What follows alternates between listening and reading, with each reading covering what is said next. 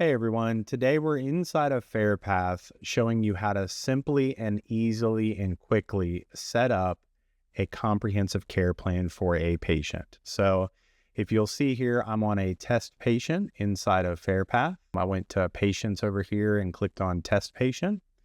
Now, quick note about care plans. Care plans are your foundation. Care plans are mandatory for the program CCM, but a lot of people don't realize that they're actually quite important for APCM as well. And it really doesn't hurt to just kind of get into the habit of curating a care plan for any patient that needs remote care. So it's a good habit to get into. So the workflow I like to set people up with is once you've achieved consent for whatever program, if you'll notice this patient following my cursor is consented for CCM, the very next step should be to curate your first care plan for this patient.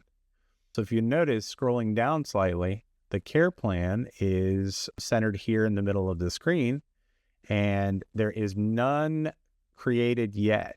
So again, super simple process. I'm going to click the Create Care Plan button. It's going to take me to the 3-step process.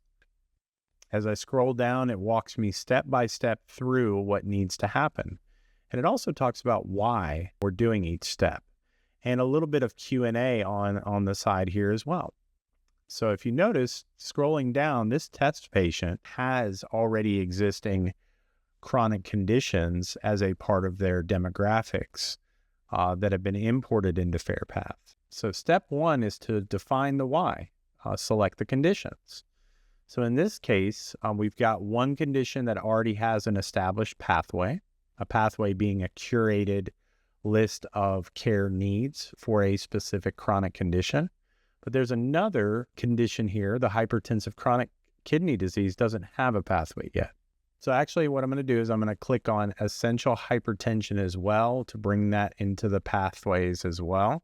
But if you notice, this pathway is not yet curated. Hypertensive chronic kidney disease is not yet generated yet. So let's go ahead and generate that pathway now by clicking Generate Now.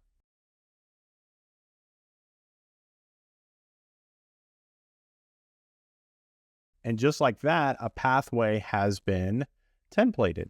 So now, if we scroll up to our step 1, we can have both selected as pathways. See how they both now have the green pathway icon? So now they're both ready to be interwoven into a dual care plan that manages both of the chronic conditions together. So as I scroll down to step 2, I now can select both the hypertension and the hypertensive chronic kidney disease.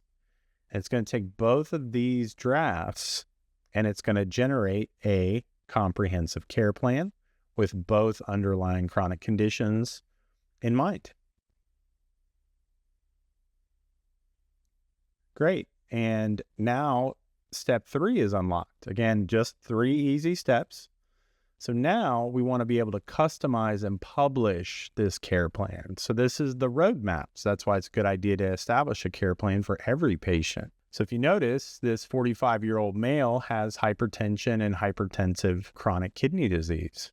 Now, all of these can be customized. So if I want to get rid of the identifier here, I can obviously, shorten it down.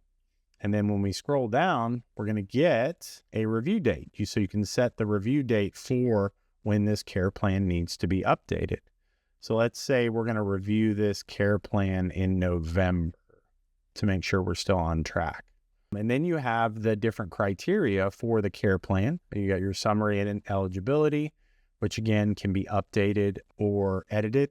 You can type in the field, update this, and this will be something that you'll want the doctor to take a look at or the primary caregiver to take a look at to make sure that everybody's in agreement with how the patient care should go. Typically, this is a good baseline to start with. Interventions, again, everything can be taken out, updated. So if we want this to be 21 days, we can set it as a 21-day threshold. And then we can add triggers. And once you scroll down, you can add escalation rules, which gives people providing clinical service to this patient guidance on what to do just in case something happens. And you check mark this box. Typically, that's a primary caregiver. You click authorize and publish, and it's going to save it to the patient's chart. You can also save it as a draft here if you want to work on it and come back later. So we're going to authorize and publish. And when we do, and scroll down, under all of these programs for this patient now has an established care plan. Point of this was to show you how quick and easy and painless creating a care plan is, and how important it is to set up a good care plan. If you've watched the consent video, this is your next step, would be to curate a care plan.